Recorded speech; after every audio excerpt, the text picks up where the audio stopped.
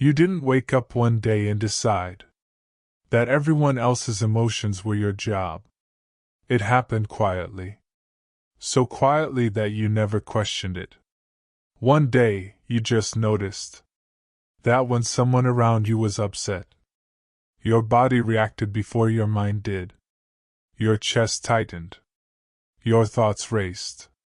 And a familiar urge appeared. Fix it. You learned early that emotions weren't neutral things. They had consequences. Someone's anger meant danger. Someone's sadness meant responsibility. Someone's silence meant you had failed. So you adapted? Not consciously. Instinctively. You became alert.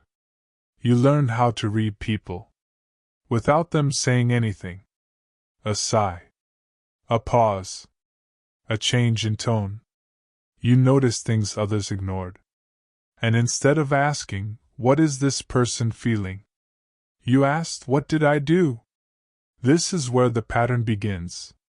When a child grows up in an environment where emotions are intense, unpredictable, or unsafe, they don't learn emotional boundaries. They learn emotional survival. If anger erupted suddenly, you learned to stay ahead of it. If sadness lingered, you learned to lighten the mood.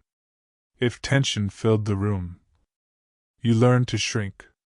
Because staying attuned meant staying safe. No one told you, "You are responsible for our feelings." But you felt it every time peace depended on your behavior. So you learned to manage yourself before anyone else had to. This is how emotional hyperresponsibility is formed. Not from love. From uncertainty. You became the emotional regulator. The one who smooths conversations. The one who checks in. The one who apologizes even when confused.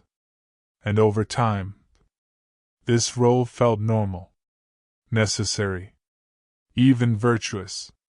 As you grew older, this role followed you into friendships, into relationships, into workspaces. You became the emotional glue, the understanding one, the reliable one, the mature one. But something subtle happened. Your needs stopped feeling important. Because every time you needed something, you worried about how it would affect others. You worried about being too much, too sensitive, too demanding. So you learned to minimize yourself. You started measuring your worth by how comfortable others felt around you. When they were happy, you relaxed. When they were upset, you panicked. Their emotions became feedback about who you were. This is not empathy. Empathy allows space.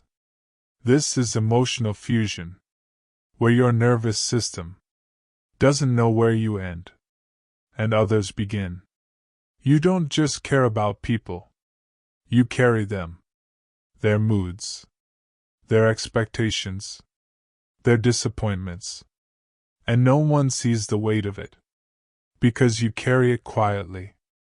That's why you're tired in a way sleep doesn't fix.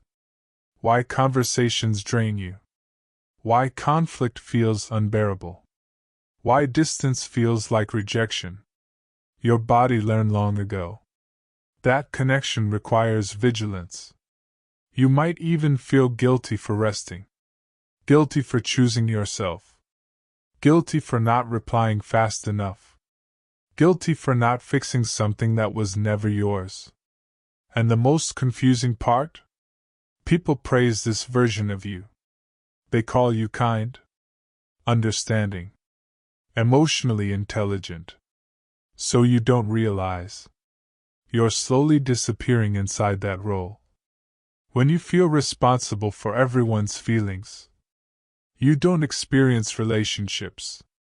You manage them. You predict reactions. You rehearse conversations.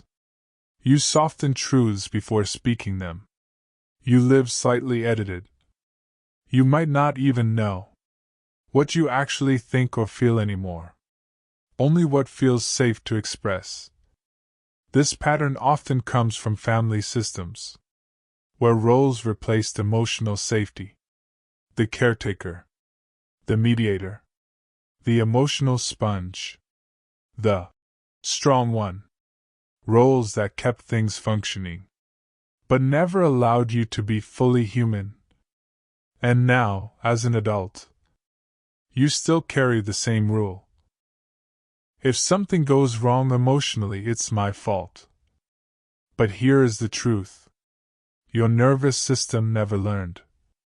Other people's emotions are information, not instructions. Someone can feel disappointed without you being wrong. Someone can feel upset without you needing to fix it. Someone can feel uncomfortable without you being unsafe. Emotional boundaries don't mean indifference. They mean clarity. They mean allowing others to experience their own inner world without absorbing it as your responsibility. When you begin letting go of this role, it won't feel peaceful at first. It will feel wrong, because your body equates responsibility with belonging. You may feel selfish, cold, disconnected, but that discomfort is not loss. It's withdrawal from a role you were never meant to carry forever. Slowly, something changes. You pause before apologizing. You sit with discomfort instead of rushing to fix it. You let silence exist without filling it. And you realize the world doesn't collapse.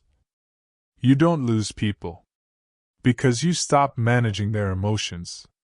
You only lose the versions of relationships that required your self-erasure. And what remains is quieter, more honest, more mutual. You stop being responsible for how everyone feels. And for the first time, you start noticing how you feel, not as an afterthought, but as something that matters. If this resonated, it's not because you're broken. It's because you adapted early to survive emotionally. And now you're allowed to choose a different way of relating. You were never meant to carry everyone. You were meant to belong to yourself too.